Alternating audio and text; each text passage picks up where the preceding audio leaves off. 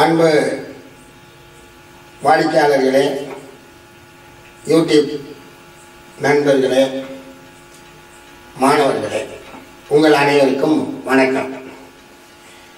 அதாவது இன்று இந்த கோவில் வழிபாடு எதற்கு என்று ஒருவர் கேட்டார். ஒருத்தர் யூடியூப்ல என்ன சொன்னார், பரிகாரம் பரிகாரம் என்று வேணாம் என்று சொல்கிறீங்களே, அப்புறம் இந்த கோயில் எல்லாம் கட்டி வச்சிருக்காங்களே, இதெல்லாம் எதுக்காக, ஏன் இந்த கோயிலை கட்டி வச்சிருக்காங்கன்னு கேட்டார். அன்பு நண்பர்களே, நீங்க கோயில் தான் வழிபாடு அப்படின்னா, கோயில் எங்கெங்க இருக்குதோ அந்த இடம் பூராமே புனிதமான இடம். கோயில் இல்ல, கோயிலை விட்டு நீங்க வாசலை விட்டு வெளியே வந்துட்டீங்கன்னா அது பாவம் செய்யக்கூடிய இடம். இந்த பாவிகளே எந்திரிங்கன்னு கிறிஸ்தவர்கள் கூப்பிடுவாங்க. அவங்க காலையில அது அவங்களுக்கு அப்பட்டமாக இயேசு கிறிஸ்து அருளியது என்னன்னு கேட்டீங்கன்னா, பாவிகளாக பாவம் செய்யாதீர்கள், பாவம் செய்யாதீர்கள். ஏன்னா இயேசு கிறிஸ்துக்கு முன்னாடி டேவிட் காலமும் அவருக்கு முன்னாடி இருந்த மோசஸ் காலங்கள் எல்லாம் என்ன வருது அப்படின்னு கேட்டீங்கன்னா, பல்லுக்கு பல்லு கண்ணுக்கு கண்ணுன்னு வரும். ஒருத்தர் பல்ல குத்திட்டாருன்னா அவனுக்கு பல்லு, கண்ணை குத்திட்டாருன்னா அவனை திரும்பி கண்ணை குத்தணும். அதுதான் இறை சட்டமாக அருளப்பட்டதாக நாம் அந்த விவிலியத்தில் பார்க்கிறோம். ஆனால் இயேசு வந்த பின்னாடி, அவருக்கு பின்னாடி கிறிஸ்துவாக மாறுகிறார். இயேசு வந்த பின்னாடி என்ன சொல்கிறார் என்றால், இந்த பாவம் செய்யாதீர்கள், மன்னிப்பை கொடுங்கள் என்றெல்லாம் ஒரு அமைப்பு வருகிறது அல்லவா. அப்ப வரும் பொழுது அந்த கோயில்கள், அவர்களுடைய கிறிஸ்தவ தேவாலயத்தில் அவர்கள் எப்பவுமே பாஸ்கா வாட்டர் கொடுத்து பாவம் செய்யாதீர்கள், இதுவரைக்கும் நீங்க செஞ்ச பாவம் போயிடுச்சு அப்படின்னு வெளியே அனுப்புவாங்க. ஒரு வாரம் அவங்க ஏதாவது வேலை செஞ்சாங்கன்னா, அந்த வேலையை அவங்களே அறியாம ஏதாவது பாவம் செஞ்சாங்கன்னா திரும்பவும் பாவம் மன்னிப்பு கேட்கறதுக்கு ஞாயிற்றுக்கிழமை வருவாங்க.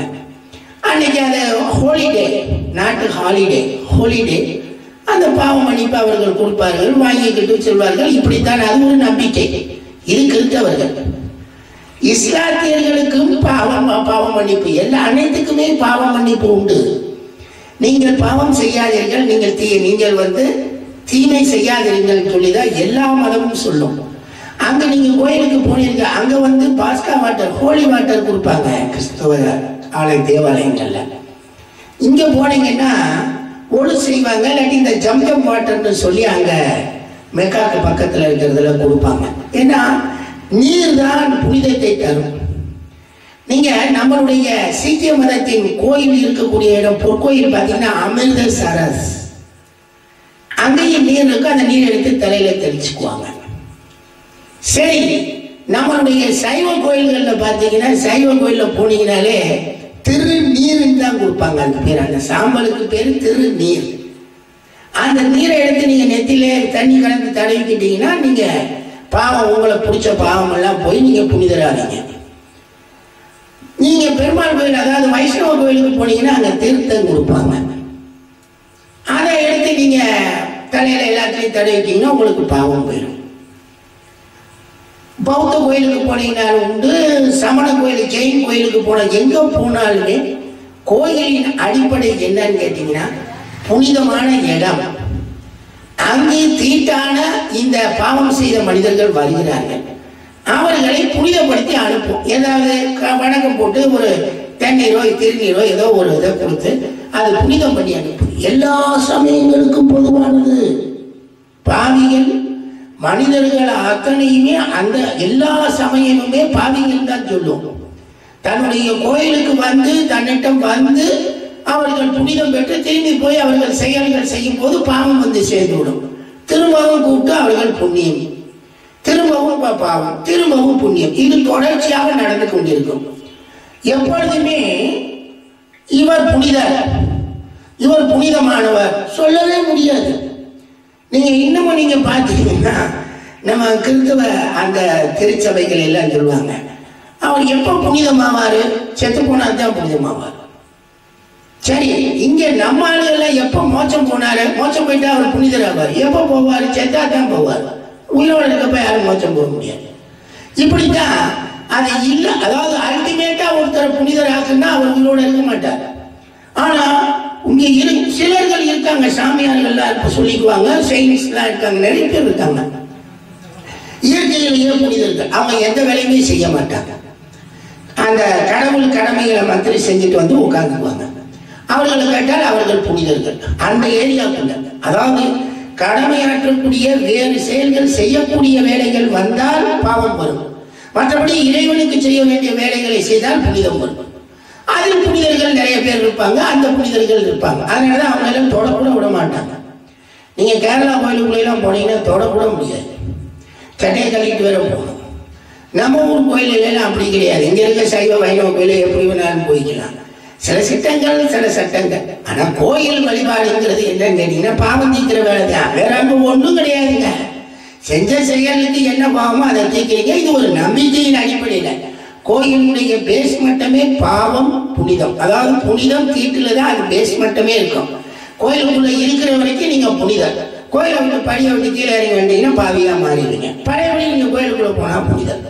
இந்த கோயில் இருக்க குருக்கள், அது எந்த கோயிலா இருந்தாலும் சரி, அது கிறிஸ்தவ கோயிலோ இஸ்லாம் கோயிலோ அல்லது சைவ கோயிலோ அல்லது எந்த கோயிலோ வைணவ கோயிலோ, கோயிலுக்குள்ள இருக்கக்கூடிய செயின்ட்டுகள் எல்லாம் பார்த்தீங்கன்னா, அந்த புனிதர்கள் எல்லாம் பார்த்தீங்கன்னா அவங்க அந்த கோயில் வேலையை மாத்திரம் செஞ்சுட்டு தனக்குன்னு ஒரு ட்ரெஸ் போட்டுக்கிட்டு அப்படியே அடையாளமா இருப்பாங்க.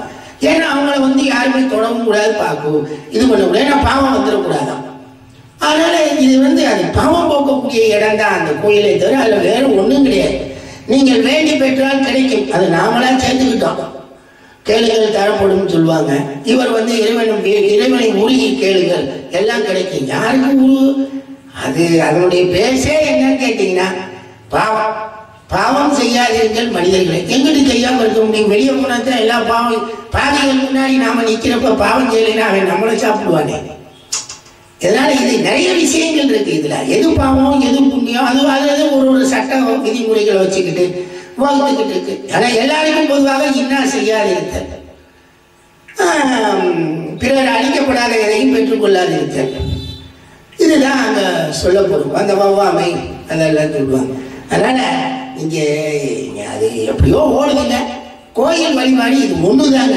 மீதி நீங்க வழிபாட்டுக்கு சொல்லக்கூடிய சடங்குகள், சம்பிரதாயங்கள், கேளிக்கைகள், வேடிக்கைகள், விழாக்கள், திருவிழாக்கள் எல்லாமே எக்ஸ்ட்ரா ஒர்க்குங்க. அது மக்களை அவங்களை குஷிப்படுத்துறதுக்காக, அவங்கள மகிழ்ச்சியா ஏற்படுத்துறதுக்காக சொல்லப்படக்கூடிய விஷயமே தவிர எல்லா கோயில்லையும் தண்ணி இருக்குங்க. எந்த தண்ணியில உங்களுக்கு தெளிச்சாலும் உங்களுக்கு நீர். அதனாலதான் நீங்க போட்டீங்கன்னா கங்கைக்கு போனா கங்கையில குளிச்சு தண்ணி தெளிச்சுக்குவாங்க, காவேரிக்கு போனா காவேரி தண்ணி. ஏன் ஒவ்வொரு கோயிலையும் கட்டி வச்சிருக்க குளத்துல போய் நின்றுக்கிட்டு தண்ணி எடுத்துட்டு அள்ளி தலையில ஊற்றிக்குவாங்க. ஏன்னா அந்த குளத்துல வருஷத்துக்கு ஒரு நாள் சாமி இறங்குவார். சாமியை உச்சோட குளிப்பாட்டி எழுப்பி விடுவாங்க. அப்படி அவர் போயிடுவார் தீர்த்தவாரிட்டு.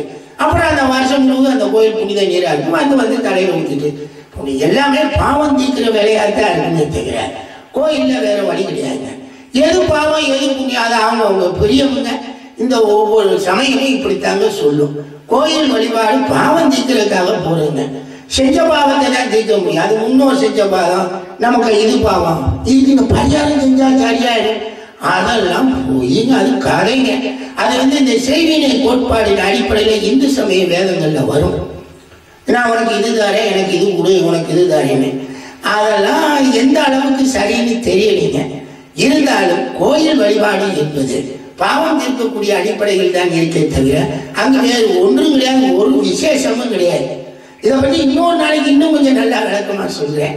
ரொம்ப நன்றிங்க, நன்றிங்க, நன்றிங்க.